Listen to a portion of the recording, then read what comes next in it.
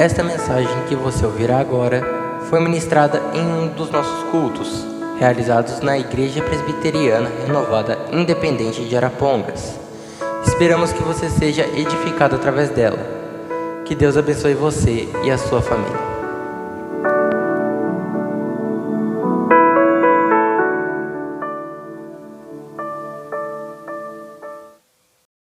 Digno de receber. Irmãos, vamos ler a palavra do Senhor nesta hora. No livro de Josué, no capítulo de número 6, eu creio que já estamos abençoados, pelos louvores, estamos abençoados pelos irmãos que já receberam aqui a oração, pela campanha, a unção com óleo, pelos testemunhos. Mas é isso que a Bíblia diz, Quando vos reunis, um tem salmo, um tem testemunho, um tem cânticos, outro tem louvores, a palavra de Deus, e em tudo o nome do Senhor é glorificado. Josué, capítulo de número 6, nós vamos ler a partir do verso 1 para a nossa meditação. Diz assim: Ora, Jericó cerrou-se e estava cerrada por causa dos filhos de Israel, e nenhum saía e nem entrava. Então disse o Senhor a Josué: Olha, tenho dado na tua mão a Jericó, e ao seu rei, e aos seus valentes e valorosos. Vós, pois, todos os homens de guerra, rodeareis a cidade, cercando a cidade uma vez. Assim fareis por 6 dias. E 7 sacerdotes levarão 7 buzinas de chifre de carneiro diante da arca. E no 7º dia rodeareis a cidade 7 vezes, e os sacerdotes tocarão as buzinas. E será que, tocando-se longamente a buzina de chifre de carneiro, ouvindo vós o sonido da buzina, todo o povo gritará com grande grita, e o muro da cidade cairá abaixo, e o povo subirá nele, cada qual em frente de si. Então chamou Josué, filho de Num, os sacerdotes, e disse-lhes: Levai a arca do concerto, e 7 sacerdotes levem 7 buzinas de chifre de carneiro diante da arca do Senhor. E disse ao povo: Passai e rodeai a cidade, e quem estiver armado passe adiante da arca do Senhor. E assim foi como Josué dissera ao povo, que os 7 sacerdotes, levando 7 buzinas de chifre de carneiro diante do Senhor, passaram e tocaram as buzinas, e a arca do concerto do Senhor os seguia. E os armados iam adiante dos sacerdotes que tocavam as buzinas, e a retaguarda seguia após a arca, andando e tocando as buzinas. Porém ao povo Josué tinha dado ordem dizendo: Não gritareis, nem fareis ouvir a vossa voz, nem sairá palavra alguma da vossa boca, até o dia em que eu vos diga: gritai, então gritareis. E fez a arca do Senhor rodear a cidade, rodeando uma vez, e vieram ao arraial, e passaram a noite no arraial. Depois Josué se levantou de madrugada, e os sacerdotes levaram a arca do Senhor. E os 7 sacerdotes que levavam as 7 buzinas de chifre de carneiro diante da arca do Senhor iam andando e tocavam as buzinas, e os armados iam adiante deles, e a retaguarda seguia atrás da arca do Senhor. Os sacerdotes iam andando e tocando as buzinas. Assim rodearam a cidade outra vez, a cidade no 2º dia, e tornaram para o arraial, e assim fizeram 6 dias. E sucedeu que ao 7º dia, madrugaram ao subir da alva, e da mesma maneira rodearam a cidade 7 vezes. Naquele dia somente rodearam a cidade 7 vezes. E sucedeu que, tocando os sacerdotes a 7ª vez as buzinas, disse Josué ao povo: Gritai, porque o Senhor vos tem dado a cidade. Agora o verso 20. Gritou, pois, o povo, tocando os sacerdotes as buzinas, e sucedeu que, ouvindo o povo o sonido da buzina, gritou o povo com grande grita, e o muro caiu abaixo, e o povo subiu a cidade, cada qual em frente de si, e tomaram a cidade. Amém. Podei-vos assentar. Amados irmãos, nós estamos falando aqui sobre fé, né? E nós já vimos a definição de fé lá no livro de Hebreus, no capítulo 11. E vimos também a importância da fé. Falamos sobre a importância da fé na vida de todos nós. A Bíblia, por exemplo, irmãos, ela diz, né, em Efésios: pela graça sois salvos por meio da fé. O apóstolo Paulo, na sua segunda carta aos Coríntios, também no capítulo 5, verso 7, ele diz assim: porque vivemos por fé e não por vista, não por aquilo que vemos. Ainda em Hebreus, no capítulo 11, verso 6, a Bíblia chega a dizer que sem fé é impossível agradar a Deus. É por isso, irmãos, que o Espírito de Deus colocou no meu coração de nós ministrarmos, né, durante um tempo aqui sobre a fé, a importância da fé na nossa vida. Quantas vidas viveram milagres por causa da fé? Quantas vidas foram salvas por causa da fé? Quantas vidas, né, foram transformadas e viram o agir de Deus por causa da fé?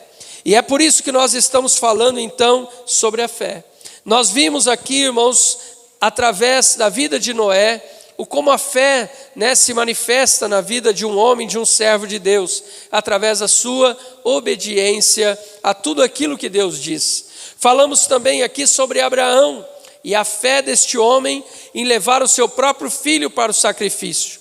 Ou seja, a fé, ela excede, né, todo sentimento que o homem pode ter para com alguém, porque a fé, ela vê o invisível, né? E a Bíblia diz que Abraão creu que Deus era poderoso para trazer o seu filho de volta. Nesta noite, irmãos, eu quero meditar um pouquinho com os irmãos sobre a vida de Josué e sobre a manifestação da fé na vida de Josué. Primeiro, então, nós precisamos entender quem foi Josué. Josué era filho de Num, um hebreu que pertencia à tribo de Efraim. O seu nome de nascimento, irmãos, era Oséias, não era Josué. A Bíblia vai falar sobre isso lá em Números capítulo 13, né? E a Bíblia vai nos dizer que foi Moisés que mudou o nome de Oséias para Josué. A Bíblia vai dizer ali em Números, né, no capítulo 13, verso 8, que Moisés, ele colocou o nome, né, de Oséias, ele pôs o nome de Josué. A primeira vez, irmãos, que o nome e a figura de Josué aparece no texto das Sagradas Escrituras, está em Êxodo no capítulo 17, e ali nesse capítulo nós vamos ver, né, Josué se levantando para batalhar contra os amalequitas. O povo de Israel havia saído do Egito, estava caminhando no deserto, e a Bíblia vai dizer, irmãos, que os amalequitas, eles agiram com sagacidade, porque eles atacaram aquele povo que tinha ficado para trás, que estavam cansados, que haviam se desgarrado um pouco da multidão que estava caminhando. E eles traiçoeiramente, né, vieram por detrás do povo para atacar então aquelas pessoas mais cansadas que estavam na parte de trás, né, daquela grande multidão. E Josué então ele vai ser escolhido por Moisés para, junto com o povo, batalhar contra os amalequitas. Esse texto nós conhecemos, né, que Josué ele sobe ao monte junto com Arão e Ur. E a Bíblia vai nos dizer que quando José levanta a sua mão, o povo de Israel prevalece. Mas Moisés então ele se cansa e as mãos dele se abaixam, né? E o povo de Israel começa a perder a batalha. Os amalequitas começam a prevalecer. Então Ur e Arão, cada um de um lado, eles colocam uma pedra de cada lado de Moisés, né? E Moisés ali ele se assenta e eles então levantam o braço de Moisés e o mantêm levantado para que o povo de Israel, né, pudesse prevalecer contra os amalequitas. E nós vamos ver que eles de fato prevaleceram. Mais tarde, irmãos, em Êxodo capítulo 24, no verso 13, Josué é citado como sendo servidor de Moisés. A Bíblia diz ali que Josué o servidor de Moisés. Irmãos, e aqui eu abro um parêntese, por quê? Muitas vezes nós olhamos, a figura do nome de Josué e achamos que Josué começa e surge no cenário bíblico aqui no livro de Josué, liderando o povo, conquistando a terra de Canaã, dividindo a terra pelas tribos de Israel. Mas, irmãos, a Bíblia, quando a gente lê ela atentamente, nós vamos ver que todo líder, ele precisa aprender primeiro a servir. Nós vamos ver isso na figura, irmãos, de todos os líderes que a gente encontra na Bíblia. Eu quero citar aqui 3 para você. O primeiro deles é o próprio Moisés. A Bíblia diz, irmãos, que Moisés ele foi primeiro servir ao seu sogro. Durante 40 anos, Moisés trabalhou no deserto como pastor, pastoreando os rebanhos do seu sogro Jetro. Depois de 40 anos trabalhando ali no deserto como pastor, Deus o chamou para liderar o seu povo e tirar o seu povo que estava ali escravizado na terra do Egito. A Bíblia também nos fala, irmãos, de José. José, ele precisou servir, na terra ali do Egito. Ele foi servo e ele aprendeu a servir para depois liderar, para depois se tornar um governador. Ele serviu na prisão, ele serviu na casa de Potifar e depois ele se tornou governador. Um outro exemplo bíblico que nós todos conhecemos é o próprio Davi. Ele foi ungido rei de Israel, mas ele precisou pastorear o rebanho do seu pai. Durante o pastoreio do rebanho do seu pai, Davi aprende a enfrentar ali o urso, o leão, a cuidar do rebanho, para depois ele cuidar da nação de Israel. Então, irmãos, todo líder, ele primeiro serve. E foi isso que aconteceu na vida de Josué. Josué, ele foi primeiro um servidor de Moisés, para que depois ele fosse escolhido e chamado por Deus para liderar. Lá em Êxodo capítulo 33 e verso 11, a Bíblia também nos fala, irmãos, que antes da construção do tabernáculo, Moisés ele fez uma tenda que ficava fora do arraial. Depois que construiu o tabernáculo, nós sabemos, irmãos, que a presença de Deus descia no lugar santíssimo ali no tabernáculo. Mas antes da construção do tabernáculo, o povo estava acampado no deserto, e Moisés fez uma tenda que ficava no lado de fora do acampamento. E essa tenda se chamava Tenda do Encontro. E essa tenda do encontro era um lugar onde Moisés consultava a Deus. E a Bíblia descreve ali em Êxodo 33, depois você lê na sua casa, era uma cena muito bonita, porque a tenda ficava fora do acampamento, e quando Moisés ele ia para a tenda do encontro, a Bíblia diz que ele ia passando por de frente às tendas das tribos de Israel, e os líderes de cada casa ficavam na porta da sua tenda, vendo Moisés passar. E quando eles olhavam Moisés se aproximando daquela tenda do encontro, eles viam a nuvem da glória de Deus descendo sobre aquela tenda, e Moisés então entrava na tenda.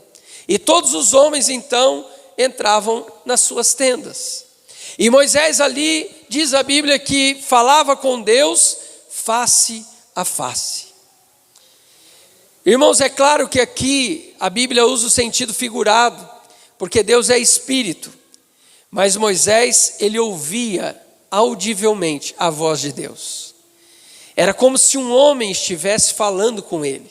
Ele conversava com Deus, como se estivesse conversando com uma pessoa.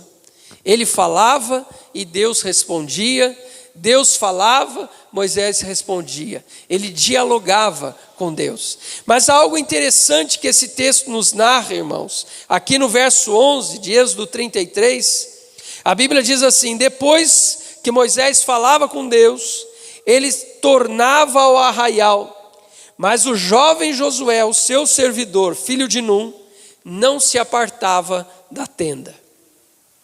Veja que Josué, irmãos, ele teve uma história de fé. Ele guerreou com os amalequitas, ele estava na tenda do encontro constantemente, ele via a manifestação da glória de Deus, Ele presenciou os diálogos de Deus com Moisés e de Moisés com Deus. Josué ele subiu no monte quando Moisés recebeu as tábuas das leis. Josué estava ao lado de Moisés também naquela situação. Enfim, irmãos, a Bíblia vai dizer lá em Números 13, que quando Moisés envia aqueles 12 espias para olhar a terra, Josué estava entre eles também. Veja que Josué não surge no cenário bíblico de uma hora para outra, há uma história. E nós precisamos entender, irmãos, que a nossa jornada e a nossa caminhada cristã também é assim, né? Há pessoas que às vezes pensam, eu tenho Jesus, aceitei Jesus e agora Deus vai me usar e Deus vai realizar. Irmãos, há uma caminhada, há um crescimento na nossa vida espiritual. A própria palavra de Deus diz em Provérbios que a vereda do justo é como a luz da aurora. Nós vamos crescendo. O apóstolo Paulo fala sobre sermos meninos na fé e depois sermos adultos. Todo novo nascimento, irmãos, produz uma criança. E assim é na vida espiritual. Quando nós nascemos de novo, nós nos tornamos como bebês. E nós primeiro precisamos ser alimentados com leite. Depois nós vamos crescer, ter discernimento, para podermos então nos alimentar de alimento sólido. É isso que o apóstolo Paulo fala nas suas cartas. E assim também é a nossa caminhada cristã. Na vida de Josué, irmãos, não foi diferente. Josué, ele estava presente. Os irmãos vejam aqui em quantas situações, enquanto Moisés ainda estava liderando o povo. Mas quando chegamos lá em Números, no capítulo 27, o Senhor fala com Moisés que ele será recolhido. Moisés irá morrer. E ele está às portas da terra de Canaã. E a preocupação de Moisés, irmãos, era com o povo.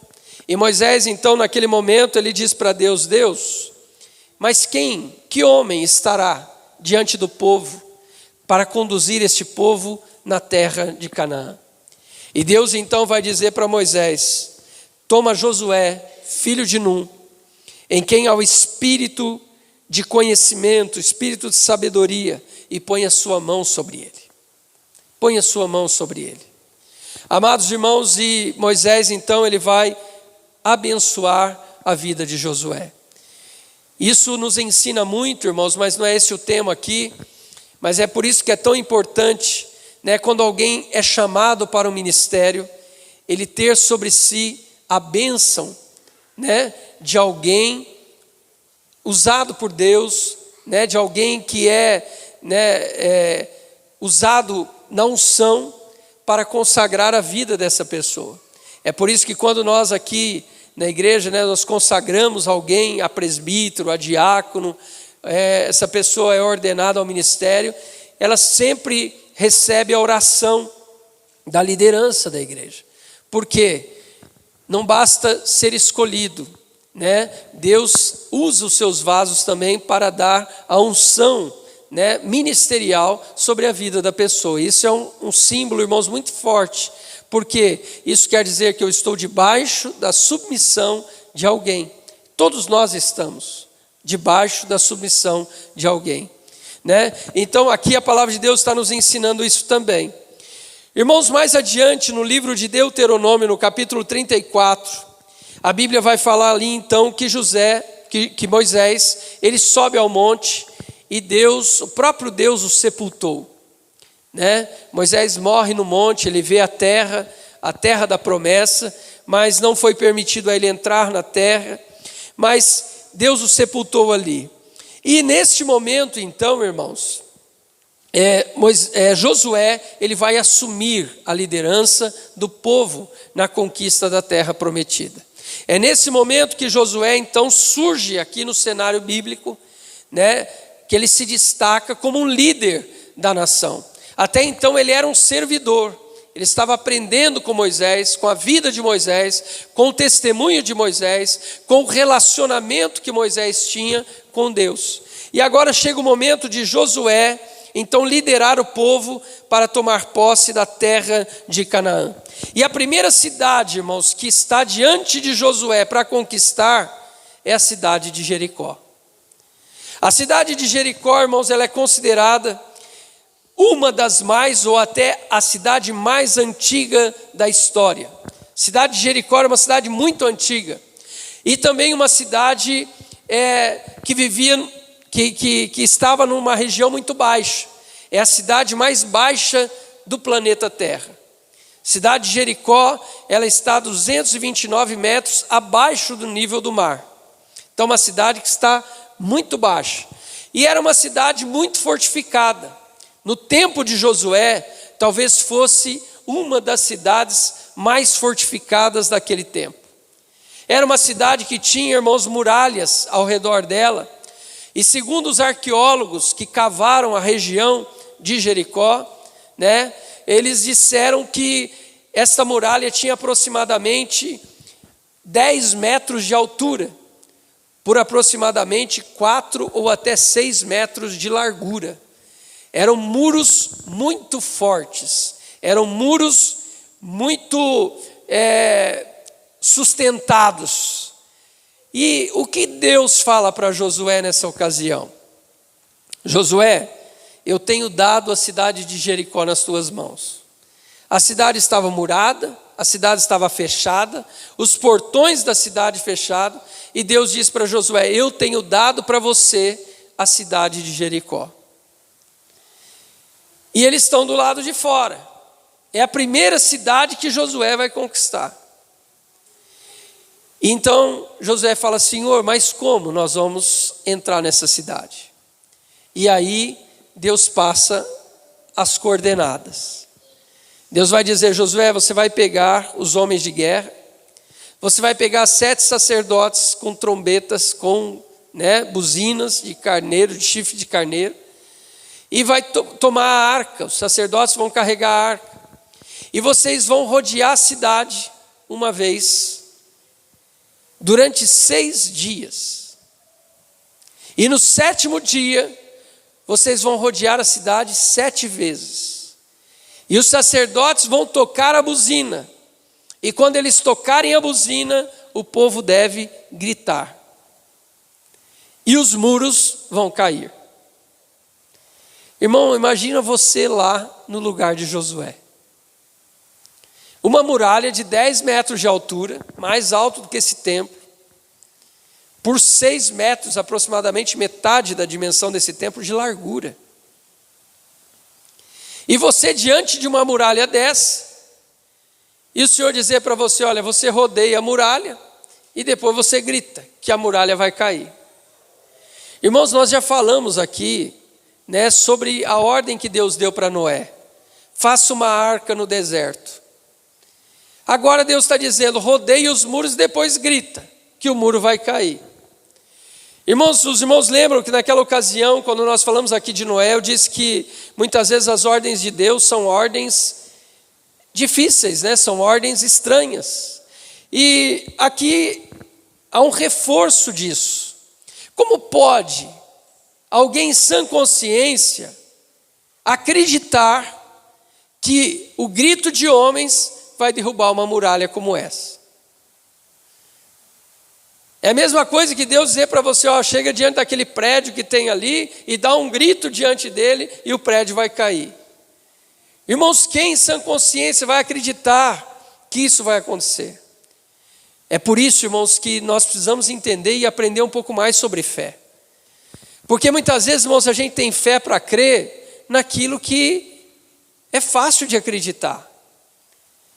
Muitas vezes a gente tem fé, irmãos, para crer que Deus vai fazer aquilo que é possível e é inteiramente fácil de ser realizado. Mas a fé, irmãos, ela alcança algo muito mais do que isso. A fé, ela atinge patamares que a nossa mente humana não consegue compreender. Fé é você crer e acreditar naquilo que os olhos não conseguem contemplar. Fé é você conseguir crer que Deus fará algo que aos homens parece impossível. Isso é fé. Isso é viver em fé. Isso é caminhar por fé.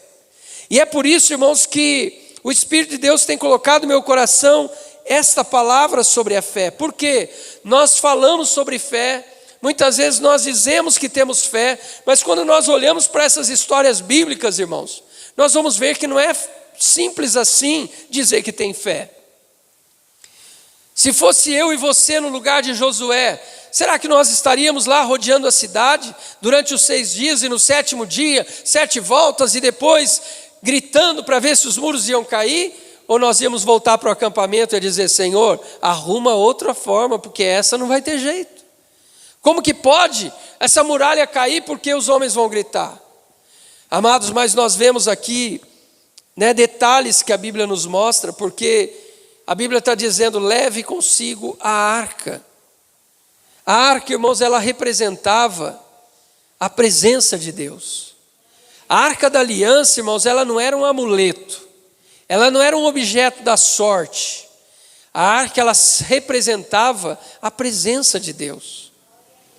O poder não estava na arca, mas no que significava a arca.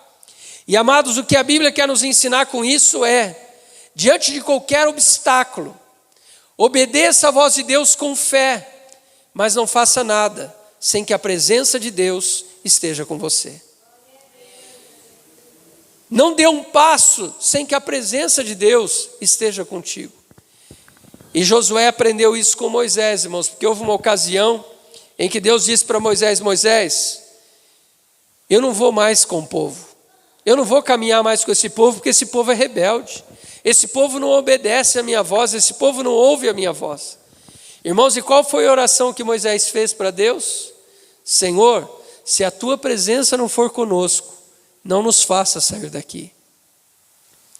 Irmãos, quantos de nós, quantas pessoas hoje, elas caminham sem que a presença de Deus esteja com ela? Quantas pessoas, elas tomam decisões sem consultar a vontade de Deus?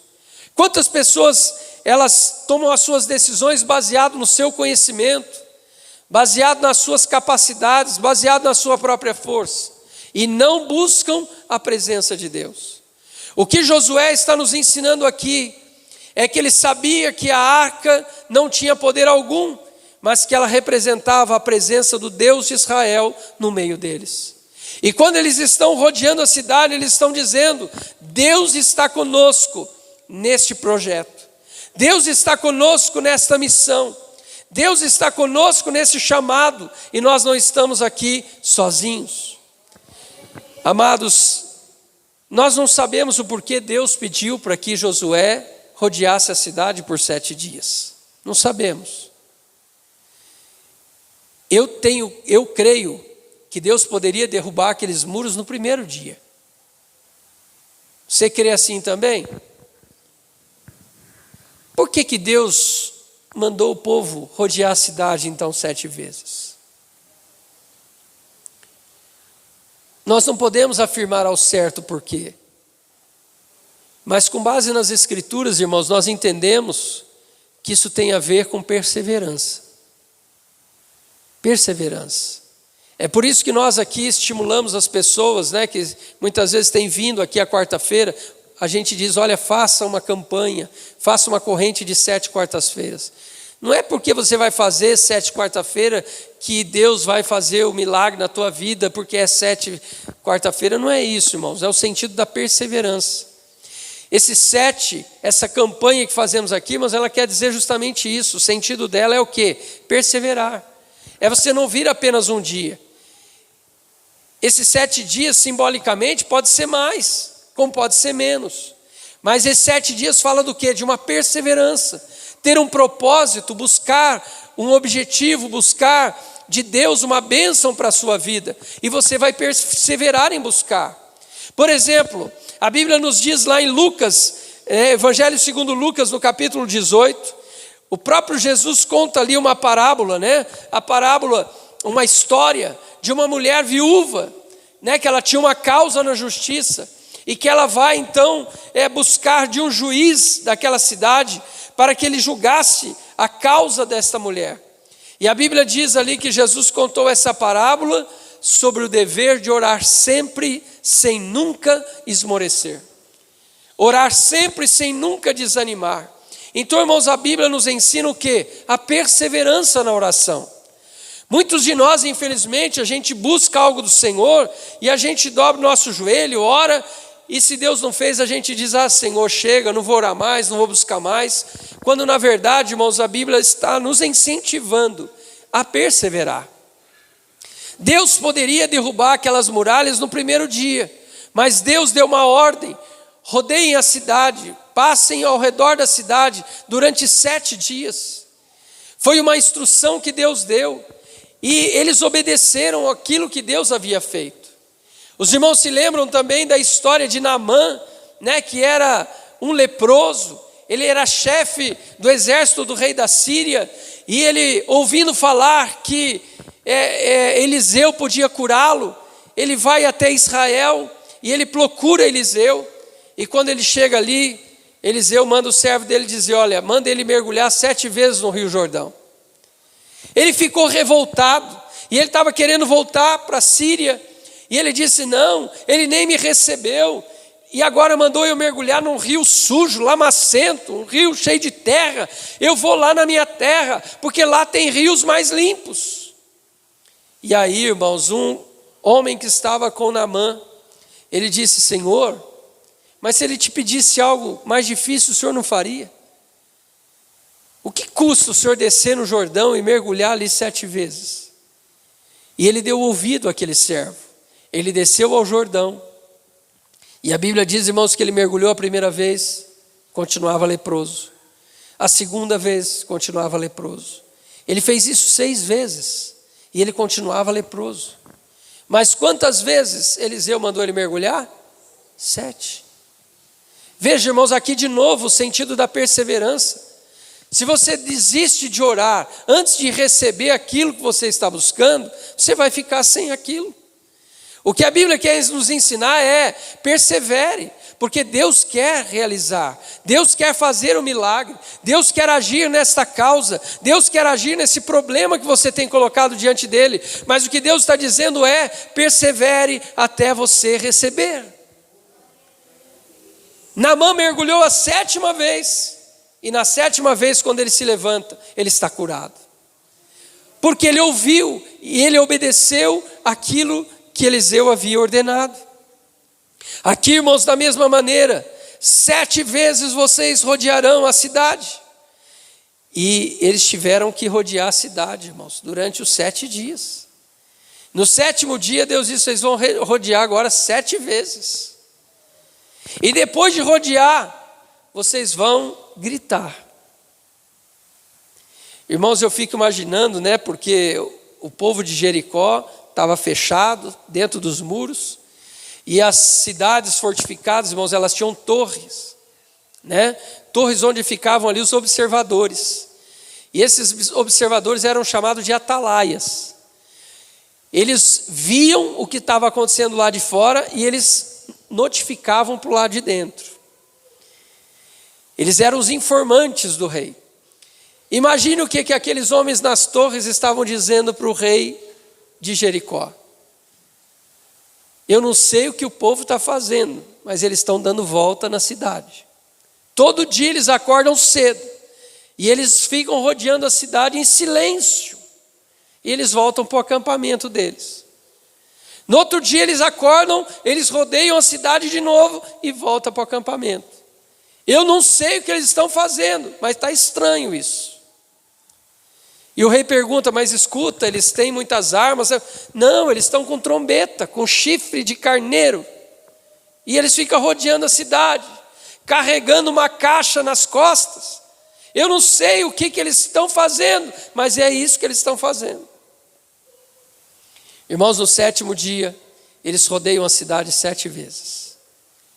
E eles ficam ao redor da cidade. Toda a cidade estava cercada. E eles se voltam para o muro da cidade de Jericó. E os sacerdotes então tocam a buzina. E quando eles tocam a buzina, Josué diz ao povo: gritai. E o povo gritou. Irmãos, segundo os arqueólogos, este muro de Jericó, ele caiu de dentro para fora. justamente, irmãos, para provar que foi Deus que derrubou o muro. Esse muro caiu de dentro para fora. E conforme esse muro caiu de dentro para fora, ele fez uma espécie de uma rampa para que os homens de Israel pudessem subir no muro e entrar na cidade. Calcula-se, irmãos, que a poeira que subiu desse muro, quando o muro caiu, quando o muro deitou, ela cobriu grande parte da cidade.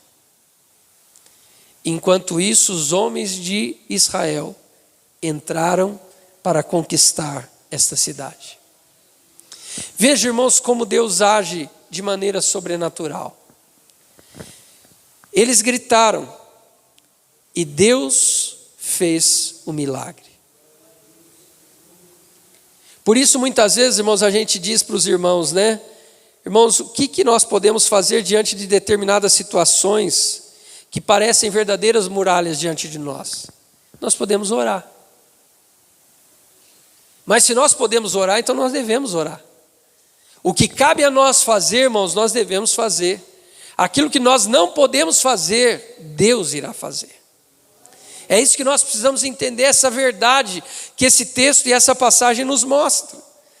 Muitas vezes você não pode resolver o problema que está diante de você. Ele é maior do que você. Mas você pode orar e Deus pode realizar o milagre. Agora, de que maneira, irmãos, nós estamos agindo diante dessas dificuldades? Nós estamos falando aqui que a verdadeira fé, irmãos, ela não duvida. A verdadeira fé, ela obedece. A verdadeira fé, ela obedece. Se nós queremos andar por fé, caminhar por fé, irmãos, nós não podemos ficar questionando Deus. Muitas vezes Deus nos dá uma ordem, Deus nos dá uma orientação, irmãos, e a gente fica falando com Deus, mas como que vai acontecer? Mas como que isso vai fazer? Senhor, mas como que vai resolver esse problema desse jeito? Irmãos, não cabe a nós saber como, nós precisamos simplesmente obedecer. A fé obedece. O jeito que Deus vai fazer, irmão, não importa. O que importa é que Ele vai fazer. Muitas vezes não é do jeito que a gente espera, não é do jeito que a gente imagina, mas Ele vai fazer. O que cabe a nós é obedecer aquilo que Deus está falando. E o povo, de novo, obedece a Deus em tudo que Deus está falando. Há pessoas, às vezes, irmãos, que reclamam e murmuram contra Deus, mas Deus não fez o que Ele falou que ia fazer. Mas e você? Você fez o que Ele mandou fazer? Você ouviu a voz de Deus? E Deus está falando para você nessa noite, persevere em orar. Persevere em buscar. Lembra de Pedro lá na pesca maravilhosa? Jesus falou para ele, Pedro, lança a rede. Aí Pedro, irmão, começou a querer argumentar. Senhor, mas nós pescamos a noite inteira, como que o Senhor está falando para lançar a rede? Mas aí Pedro entendeu que ele não devia questionar, ele devia obedecer. O questionamento, irmãos, não traz milagre, mas a obediência traz. Se você quiser viver milagre de Deus na sua vida, o sobrenatural de Deus na sua vida, não fique argumentando com Deus, obedeça a Ele. Obedeça a voz de Deus. E foi o que este povo fez. O povo rodeia a cidade, o povo grita, e as muralhas de Jericó caíram por terra. Irmãos, assim como essas muralhas tão fortes vieram abaixo, esse problema que está diante de você também pode vir abaixo. Essas dificuldades que estão diante de você. Cada um de nós vive uma realidade, irmãos, e cada um de nós tem os nossos próprios problemas e as nossas próprias dificuldades. Não importa o que é que está diante de você, mas a palavra que Deus está dizendo a você aqui nesta noite é: obedeça e confie que Deus irá fazer. Se você quer caminhar por fé, caminhar e viver uma vida de milagre, tão somente obedeça a voz de Deus. e Ele irá fazer o que você não pode fazer. Amém? Vamos nos colocar em pé, vamos orar, vamos agradecer a Deus. Louvado seja o nome do Senhor. Feche seus olhos. Querido Deus e Pai, te louvamos, ó Deus, nesta noite. Ó Deus, porque o Senhor é bom e a tua misericórdia dura para sempre. Te louvamos porque a tua palavra, Senhor, ela é viva e poderosa. E através da tua palavra, Senhor, nós entendemos nesta noite, ó Deus, que a fé verdadeira, ela não questiona, mas ela obedece. Ó Deus, por mais, ó Deus, estranho que pareça a ordem do Senhor, ó Deus, nós não devemos questionar, nós precisamos obedecer. Pai, a tua palavra tem nos ensinado, Senhor, através desta história na vida de Josué, ó Deus, que não há problemas, ó Deus, que são intransponíveis quando o Senhor está conosco. Não há, Senhor, dificuldades que não possam ser vencidas se a presença do Senhor é conosco. Senhor, e que nesta noite, ó Deus, através desta palavra, a fé de irmãos que aqui estão seja renovada. Ó Deus, que a fé, Senhor, ela possa se agigantar na vida desses irmãos, para que cada um de nós possamos, ó Deus, crer e confiar que o Senhor vai fazer na nossa vida aquilo que nós não podemos fazer. Ó Deus, que nós possamos ter essa convicção de que tudo aquilo que Deus falou, Deus vai cumprir, Deus vai realizar. Ainda que os nossos olhos não estejam vendo, mas a fé justamente, Senhor, crer naquilo que não se vê. Senhor, é a certeza daquilo que se espera, isso é fé. E que nós possamos caminhar por fé em toda a nossa jornada neste mundo. Que nós possamos viver em fé e saber que o Senhor está diante de nós e que o Senhor está lutando as nossas batalhas. Pai, no nome de Jesus, eu oro a Ti e Te agradeço por esta noite, pela vida dos irmãos, que a Tua mão esteja estendida sobre cada um dos Teus filhos e que eles possam vivenciar, ó Deus, o milagre do Senhor, no nome de Jesus. Amém e amém.